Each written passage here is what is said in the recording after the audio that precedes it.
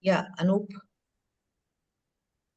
Yeah, good evening. Good evening. Good morning, Nina. There are too many fan of yours in D-Life community. And before, the session starts, I would like to ask, how is your translation, translation working of that book, Big Fat Surprise? I think it was translated into French, right?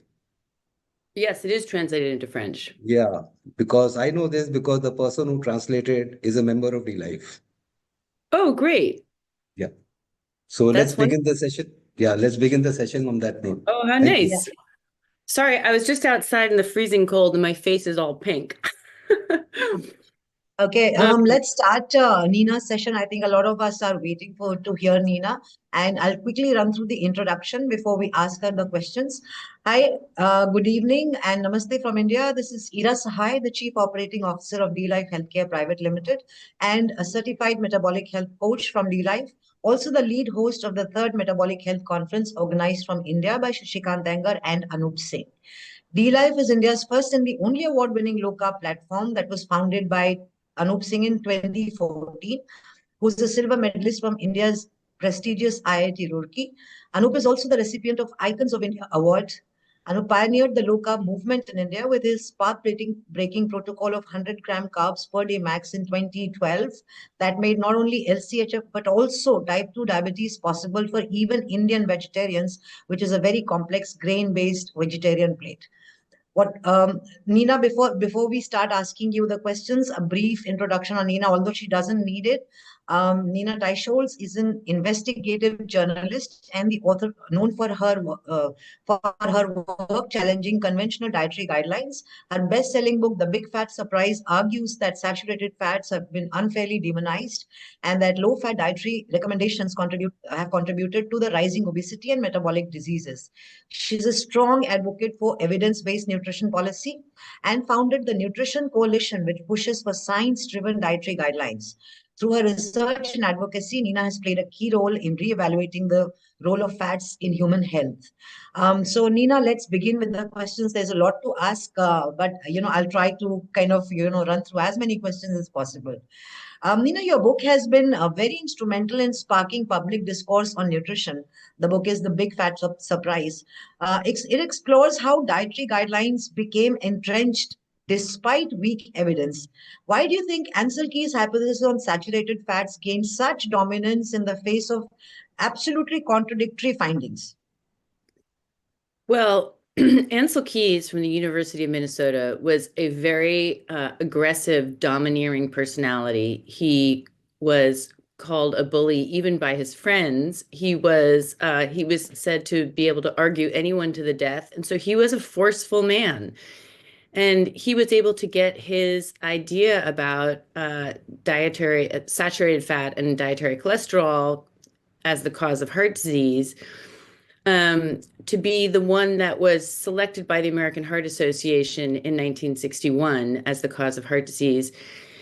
And I think there was very little evidence at the time. I wouldn't say, I mean, there was obvious contradictory evidence that saturated fats and cholesterol are part of natural foods that we had eaten historically for millions of years. But in terms of the science, there was just very little science that anybody had at the time. He had done some very, very small human experiments, and there was some animal data. But there was, at the time in the United States, a panic over what caused heart disease because in 1955, President Eisenhower had a heart attack, was out of the office, the office of the president for 10 days. And there really was a need to explain what caused heart disease, which had risen from pretty much out of nowhere in the early 1900s to become the number one killer in America. So, and there were competing theories about what caused heart disease. Vitamin deficiency was one, and the rising amount of auto exhaust in the air, the idea that the type A personality, the kind of person who would go around screaming at everyone and then have a heart attack. These were competing viable theories promoted by reputable scientists. But Ansel Keys, I think, due to his personality, was able to step into that vacuum and have his theory, the diet heart hypothesis, win the day. So there was just a tremendous need for some kind of explanation. And as I said, he was able to get his idea implanted into the American Heart Association in 1961, such that that was the first group anywhere in the world to recommend that we cut back on saturated cholesterol to fight heart disease. And then from there, it went to the dietary guidelines in the US, which started in 1980. So I would say there was just a dearth of information, and he stepped into that sort of empty space and was able to have his idea become accepted. Yeah, yeah. Anup, the next question. Yeah, in your book, you challenge the conventional wisdom of low-fat diet. Now, could you please highlight one or two, surprising or unexpected details that you uncovered while doing the book? Oh, there's just so many. Yeah. That's why, I mean, it's worth, I think, reading the book just because I tell very detailed stories of scientists. Like for instance, I interviewed scientists employed by the Seed Oil Association in the United States, and their job was to go around and bully scientists at conferences who were raising concerns about seed oils, who had studies that they were presenting. They would hound them with questions to the point where others, as scientists told me, they would become paranoid about their work because every detail of it was raked over and scrutinized. This is the kind of thing that still goes on today. Some of us writing about low carb diets and have had the same experience. But there's just so many stories about scientists engaged in really what I think are shady, bullying kinds of activities. And it was completely shocking to me when I first started stumbling across these stories. As far as the low-fat diet, that was introduced in 1970, also by the American Heart Association, and it was just based on a very hypothetical idea that fat is a macronutrient with 9 calories per gram versus the other two macronutrients, which are protein and carbohydrates, which have 4 to 5 calories per gram. The obesity epidemic was starting to rise in America, and it was just thought prudent, logical, that if we reduced fat, we would be reducing calories, with no thought, no clinical trials, no data on which to base that, and no understanding of the fact that fat and protein are more satiating and that carbohydrates actually trigger compulsive eating. So it was just an idea that became policy. And then, of course, when it was studied in the same way that when Ansel Keys's hypothesis was studied in proper randomized controlled clinical trials on humans, none of these ideas could be shown to be true. Yeah, amazing, amazing. Such glaring evidences. I think, Nina, your book is totally enlightening, and everybody who's read that, has kind of really been shaken, with the truth that has come out in the book. So many congratulations for even having thought of writing that book for all of us. Thank And you. yeah, I would continue with the question. Nina, you argue that cholesterol has been unfairly vilified, very significant, I think, all around the world and especially in India. How do you explain the persistence of the cholesterol causes heart disease narrative, despite growing evidence to the contrary?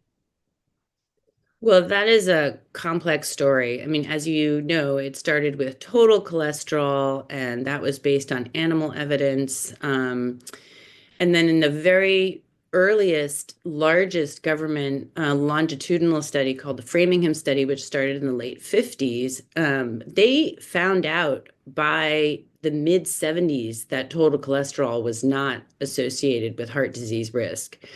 But by that point, this dogma about cholesterol had really become entrenched at our National Institutes of Health and our other expert organizations, and those results were dismissed.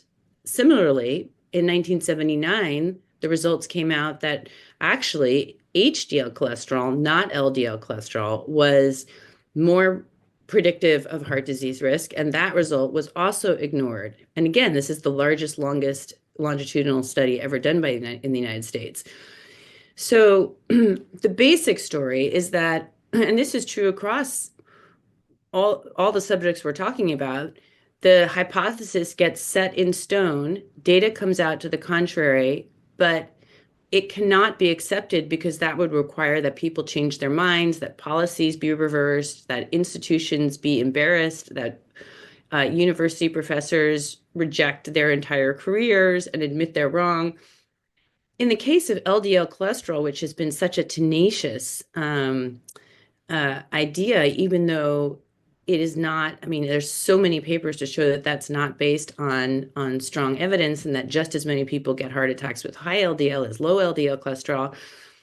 There's the added factor that we have a giant blockbuster statin drug, the largest drug, I think until GLP-1s, it's the largest drug ever, the best-selling drug in the history of medicine, that supports the LDL cholesterol hypothesis. So we know how to lower LDL with statins. That's a multi-billion-dollar industry.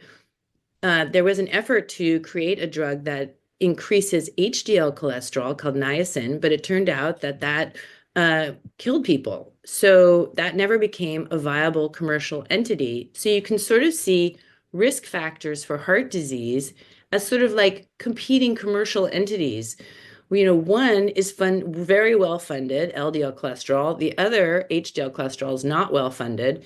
And so I think in this case, money went out. Yeah. Anu.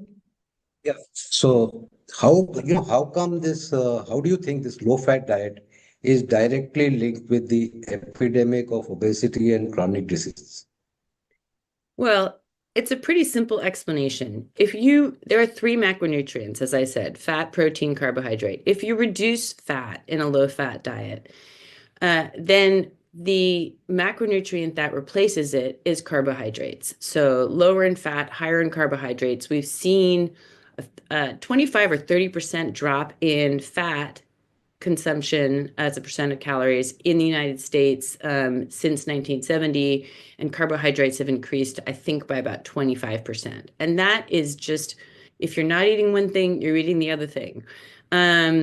So that's the basic way that it drives metabolic diseases. I mean, our dietary guidelines, which remain low in fat, 31 to 33% of calories is fat, they advise over 50% of calories is carbohydrate. And as even the dietary guideline expert reports, that those are the expert groups that produce our guidelines, even they have admitted that the low-fat diet has very likely caused what they sort of said dyslipidemia, but we all know that to mean that adverse cholesterol and lipids in your body.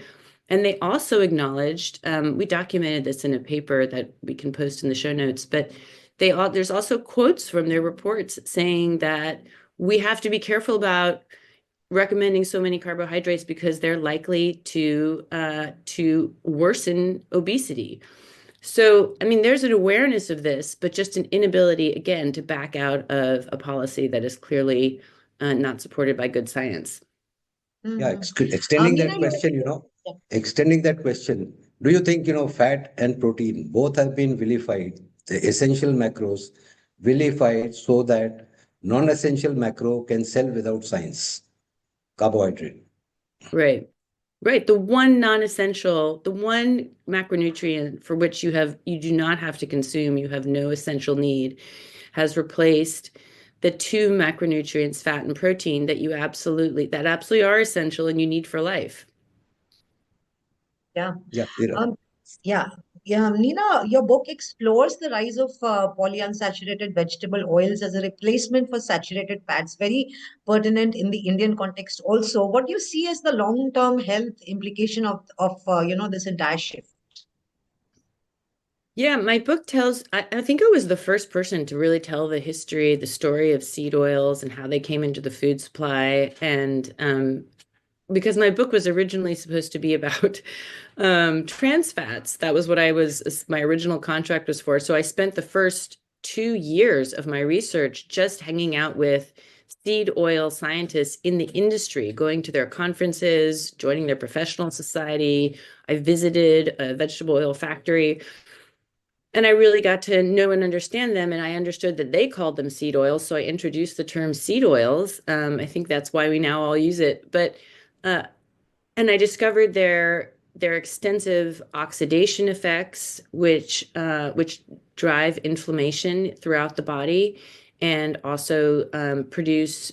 I mean, when these oils, when they degrade over time, especially under conditions of heat, like when you're cooking with them or in fryers, they degrade, they oxidize, meaning they take on oxygen molecules.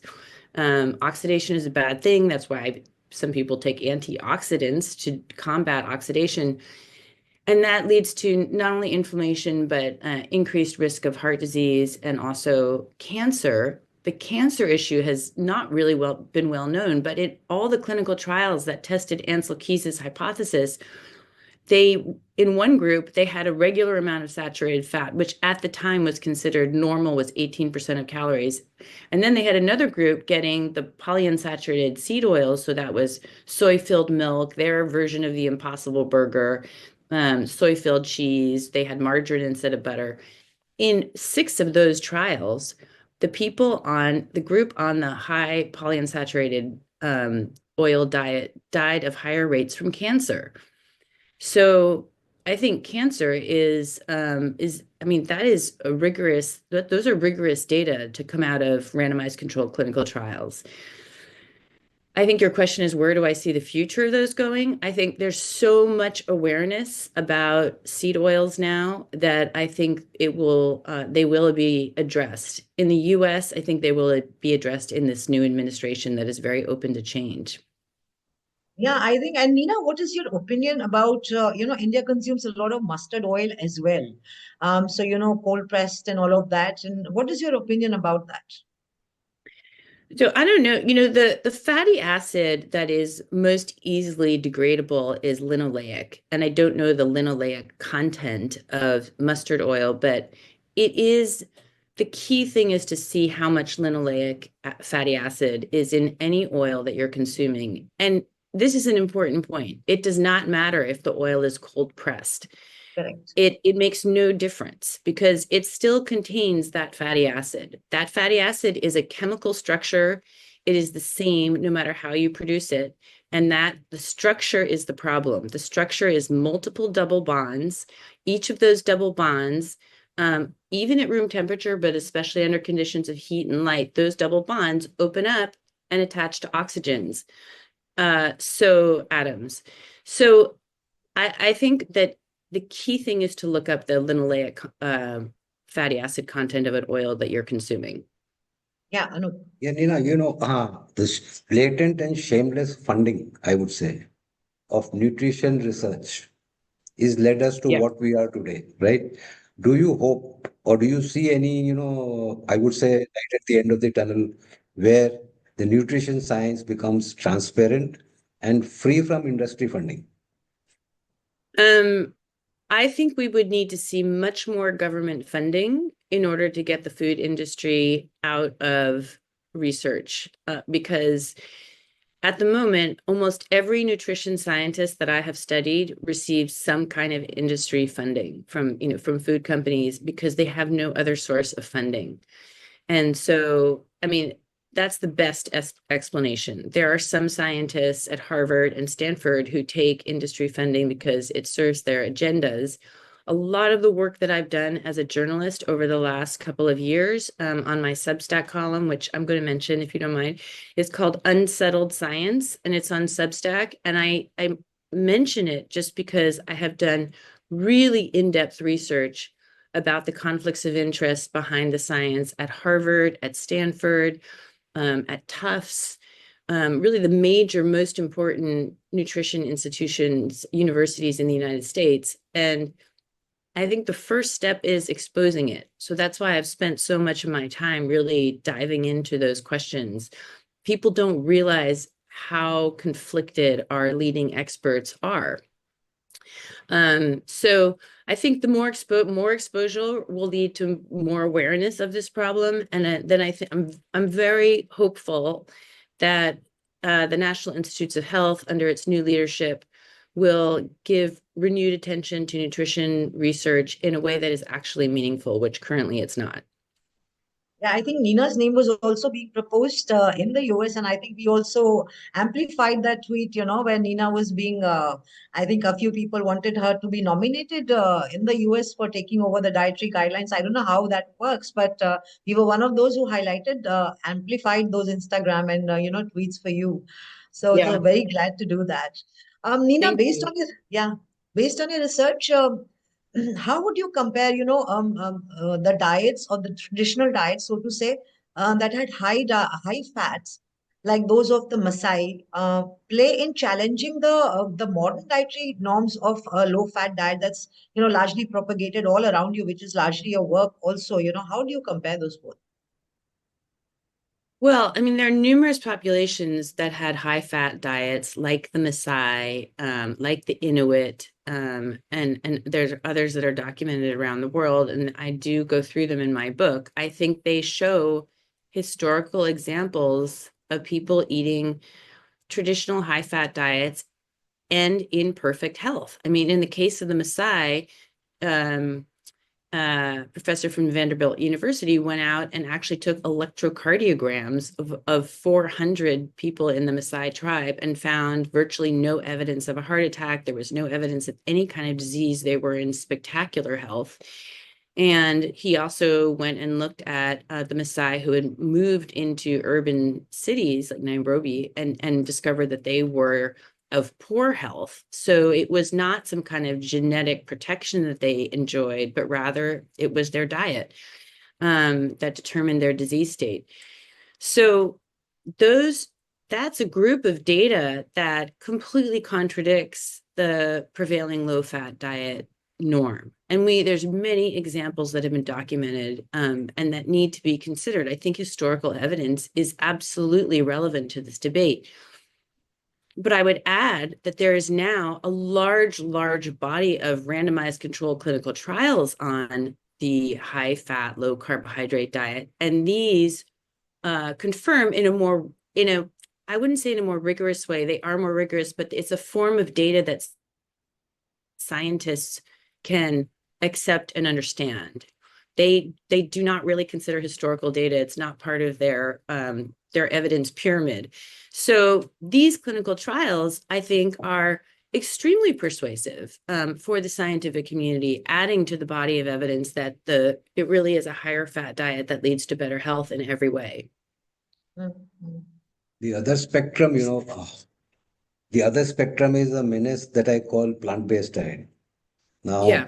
Now, this vegetarian, propagating that diet as being healthy, super healthy, and, good for environment, all that nonsense that goes on. What's your take on what are the benefits actually, if any, of a plant-based diet versus, non-vegetarian or a meat-based diet?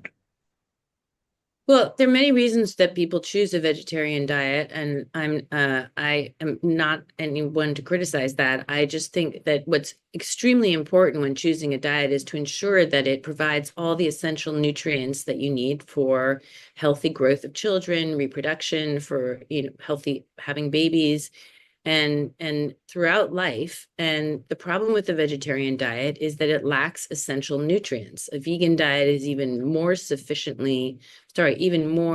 acutely deficient in essential nutrients. So, I'm not going to go through a list of them now, but it's very hard to live on that diet and get the nutrients that you need. There also tend to be low in complete proteins. So you're not getting the protein that you need to build muscle and many other functions in the body. And those protein needs are higher for growing children and for the elderly. So that diet is acceptable if you are very careful about supplementation and take in supplement form the nutrients that you're lacking. However, I would also have to mention that many people do not absorb synthetic vitamins and minerals as well as they do when they obtain those nutrients from whole foods. So, and this is not even to get into some of the anti-nutrients that you find that prevent nutrient absorption, like phytates in grains, and then there's oxalates, which can lead to kidney stones. And there's just a number of anti-nutrients that exist in plants that can give people digestive problems and all kinds of issues. So I think the health halo around that diet is not deserved. But again, I understand why people choose it, and they just have to choose that diet with a lot of care. Yeah, I think India is a glaring example of where we kind of glorify the vegetarianism, and at the same time, the evidence and the data, everything points out at how sick we are as a nation, primarily eating a vegetarian or a plant-based diet. So, I totally agree. And what's funny, Nina, is that when I talk about carnivore, or when we talk about carnivore and all of that, it's called a fat diet. Forget carnivore, even a vegetarian low carb diet, is called a fat diet. So what's your take on this? When you talk about this, do you get called for advocating a fat diet? Well, in general, and this is also something that I've documented with my journalism, to show what I think it's fair to say that there really is a propaganda war going on against low carbohydrate and carnivore diets. The treatment by the press, the release by the American Heart Association, the American College of Cardiology will release press releases that are anti-keto, based on not even an abstract, much less a study, but just a presentation, a spoken presentation. That was an incident that happened maybe the year before last. I mean, there's a real effort to promote disinformation. I don't like the term disinformation, but just to promote anti-low carb and anti-carnivore information that is not based on fact at all.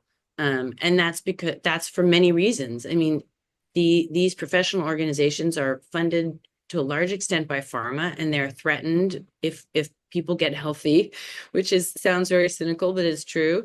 And they do not want a diet promoted that is the opposite of what they have been saying for decades. In the case of carnivore, the hostility towards it. I have a piece that I wrote about how carnivore, even though it's depicted as this like hyper masculine gym boy kind of diet, that actually it's full, if not fully half of carnivores in these various groups are women, middle-aged women who really suffer from horrible conditions and diseases, and they're desperate. They do not seek the carnivore diet, but it seems to be the only diet that can help them become healthy. And of course, that's not the image that is portrayed in the press. And what we see instead is a real vilification of people eating meat and going carnivore. And I think the motivations behind that have to do with like the long time terrible press that meat has had over the years. So there's a tremendous bias against red meat. And also there's a very strong movement, the climate change movement, which has decided that beef is the greatest threat to global warming. And so if you're eating meat, you are a climate denier, or you're contributing to destroying our planet. So I think the information that's out there in the media is really unreliable and is based on these corporate interests and ideologies that really have nothing to do with the science. Yeah, Nina, in India also, and typically like it is all around the world, people are struggling to reconcile with the conflicting nutrition advice when it comes to saturated fats, when it comes to so many other things. How much should people trust the dietary guidelines? And if they cannot trust them, who do they trust? Well, the dietary guidelines, I think, are thoroughly untrustworthy. And one of the things I did at the Nutrition Coalition was to get the first ever outside peer review of the guidelines by no less than the National Academy of Sciences, Engineering, and Medicine. And they came out with 2 reports. We then got 2 more reports, all of which said one of the lines in that report was, we need to change the guidelines. They need to be more rigorous in their scientific methods. They need to use a recognized methodology, which they don't currently, or we will, in order for our guidelines to be trustworthy. And those reports had 11 recommendations. or changed. None of those recommendations were fully adopted. And so we have to conclude our guidelines are not trustworthy. We also know that from clinical trials on them, which show them that, the largest ever nutrition trial in history was the Women's Health Initiative, which showed that the giving people the dietary guidelines had no positive effect for obesity, diabetes, heart disease, or any kind of cancer that they looked at. So, and then a recent paper that the Nutrition Coalition funded, which I feel very proud of, was an attempt to replicate the guidelines. And their conclusions were that the systematic reviews of the science that are used to underpin the guidelines were of critically low quality and subpar. And they could not even replicate the literature search for these key systematic reviews they did.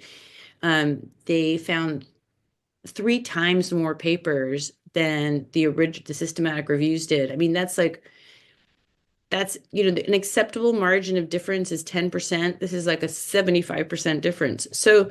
So that's just yet another piece of evidence that our guidelines are not based on good science and are not using a rigorous process and are therefore not trustworthy. Yeah, talking of guidelines, just as you said, it is untrustworthy, unscientific, rightly so. So now, in case you were, in a position or you have the power to shake up this useless guideline, what would be the top 3 changes that you would implement? Well, I think as a matter of principle that you would have to say the dietary guidelines need to provide all the essential nutrients needed for life. That is not currently the case, even if you follow the guidelines perfectly. So that's one principle I would implement. Another is the principle of having them be based on a rigorous, recognized methodology. And then in terms of the specific changes, I think we need to revisit the cap on saturated fat, obviously. That's not based on rigorous evidence.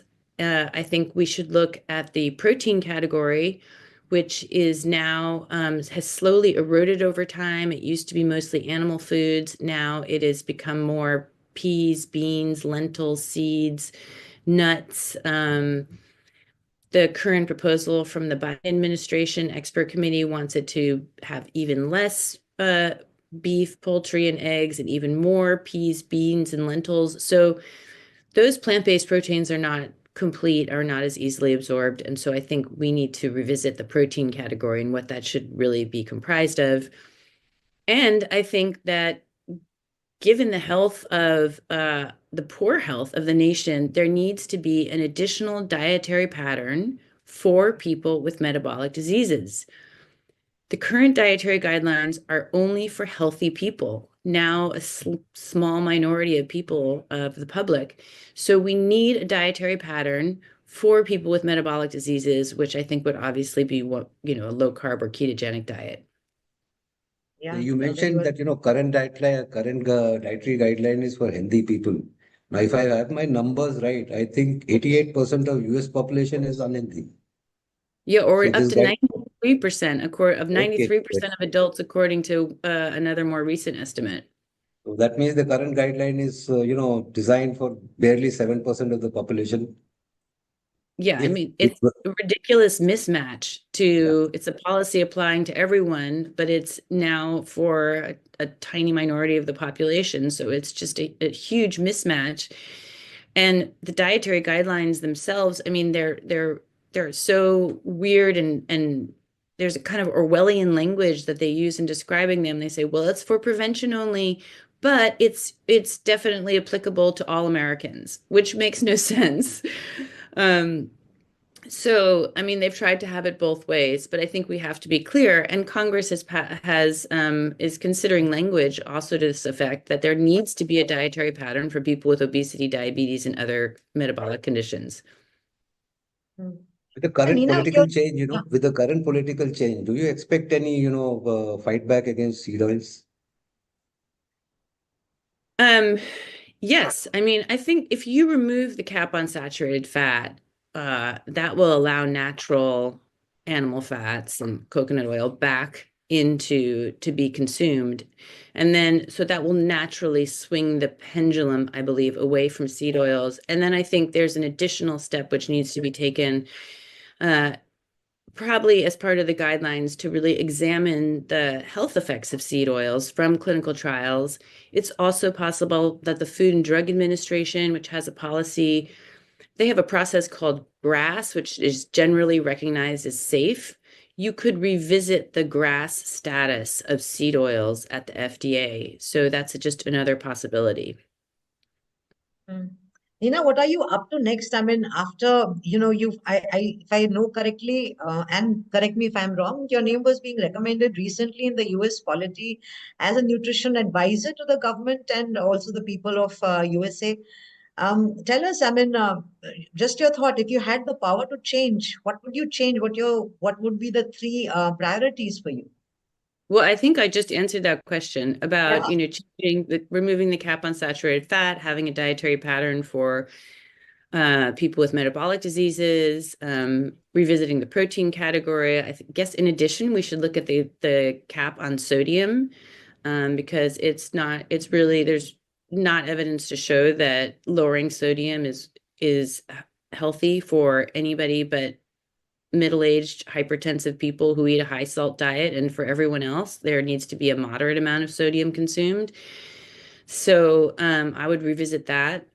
And there's all kinds of things you could do with what we call our feeding assistance programs, but like school lunches, feeding programs for the elderly, women and infant children, food baskets. I mean, there is, for instance, no limit to the amount of sugar that can be fed our children in schools, and that really has to change. I mean, the women and infant food baskets contain no meat. They contain 1 dozen eggs a month. They contain maybe a can of tuna fish. The recent revisions increase the amount of sugar that is allowed in these food baskets, that they also include things like, branded cereals. Like Dora the Explorer cereal is allowed in it, and lots of fruit juice. So what we're doing is providing the non-essential foods that are harmful to these people and not providing them the essential foods that they need. And that really needs to be changed as well. Yeah, and what would your message be, Nina, for India, especially because the seed oil consumption here is very high, the protein consumption is very low. I mean, they're typically following the dietary guidelines, so to say.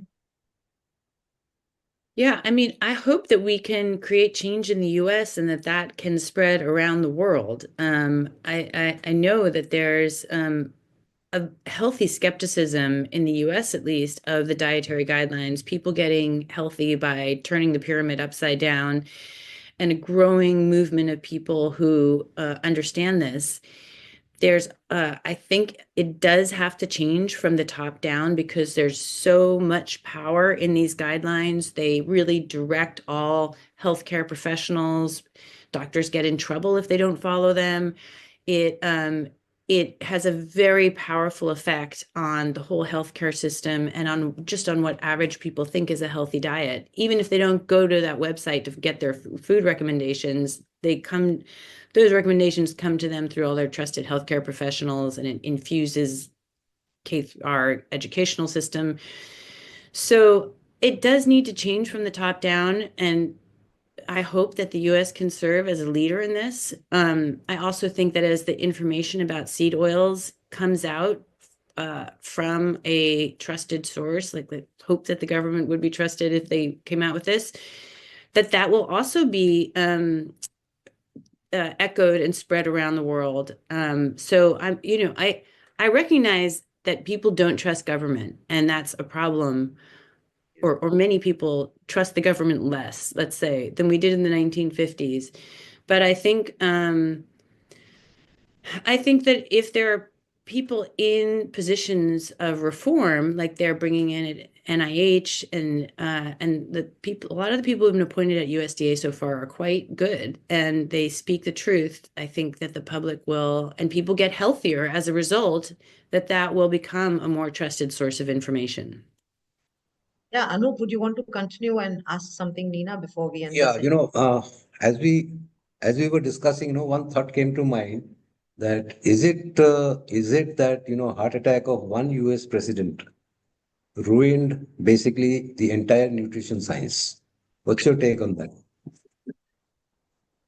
I don't know if that event alone, that event did trigger this start of this whole process, but it would have been something else. Heart disease was terrifying the nation, and people were in a panic. I mean, you can imagine a generation whose fathers lived long lives, and all of a sudden, these are men being felled in the prime of life, and nobody knew why. So I think even without President Eisenhower, there was such a need to fill the void of advice. And the American Heart Association, in their internal documents, which I found, they talked about this in the late 1950s. Like, we desperately need to tell the American public something. We can't just stand by and be silent, even if there is no good scientific data yet. So I think this would have happened anyway. There was just a need to respond to this mysterious chronic illness. And so I think that was inevitable. Yeah. Shashi, you can join in.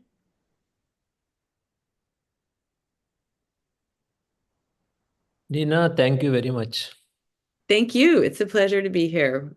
for immediately responding to the mail and agreeing to come for the conference. So I fondly recall back in 2021, we had a podcast with D-Life, and that was a hit. We still remember we had maximum number of live attendance during your session. If you recall, we had it 2021. I think 2020 or 2021 Yeah, we had. 21.